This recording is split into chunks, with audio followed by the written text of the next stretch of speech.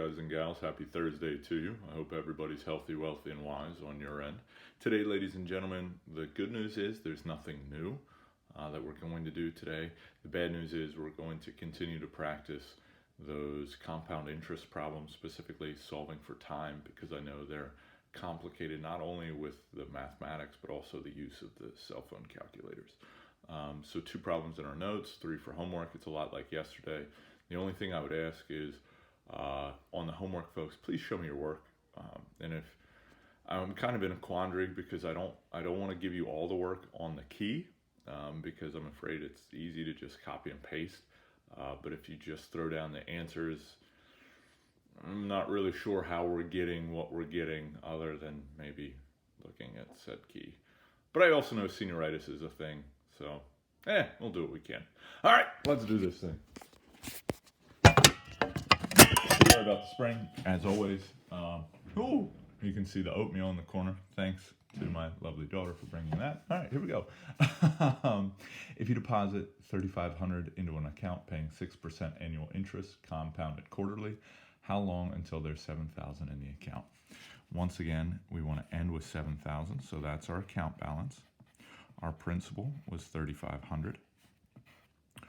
Our formula looks like 1 plus our rate, which is 0.06, divided by our end value.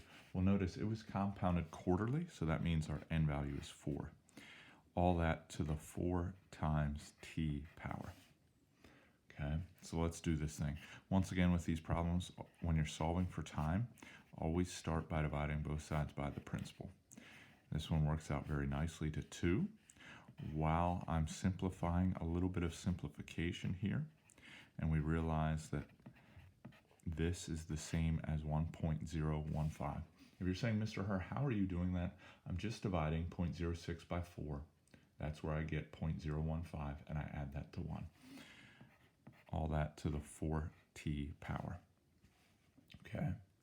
Then, just like yesterday, right here, this is a somewhat stuck, so we have to take the natural log of both sides. This is a new concept, I get that. The natural log of 2, we can't do a whole lot with that. The nice thing, though, about natural logs, it brings your exponents down out in front. So this is 4 times t times the natural log of 1.015. And then to solve for t, we divide both sides by 4 and the natural log of 1.015. Same deal over here. So if we can type this appropriately right here into our cell phone calculators, then we'll have what t equals. Okay. Speaking of, sorry, hopefully that message is appropriate. There we go. Okay.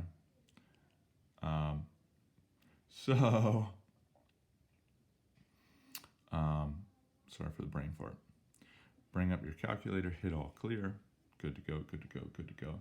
We had the natural log of 2 in our numerator. So 2, and then we'll hit natural log. Great. Divided by, and then this is where it gets sketchy. We hit our left parenthesis, 4 times, well, it's the natural log of 1.015. So we type in 1.015, hit the natural log of that. Great.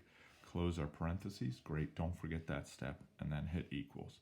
Oh, so this is about 11.6 years. If you said about 12 years, I'm fine with that. Okay. Nearest year is good enough. Okay. So on to the next one, last one. If you deposit $6,000 into an account paying 6% annual interest compounded monthly, how long until there is $24,000 in the account? Okay. Very similar to our previous problem, just different numbers. 24,000 equals our principal, 6,000 times 1 plus 0.06 divided by 12. If you're saying, Mister, where did the 12 come from? Compounded monthly. All that to the 12t power. Okay. We divide both sides by 6,000.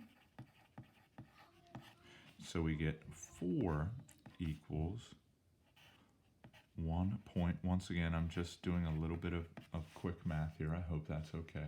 1.005 to the 12t power. Okay, we'll take the natural log of both sides, and then so sorry, I'm getting ahead of myself. We have the natural log of 4 equals 12 times t times the natural log of 1.005.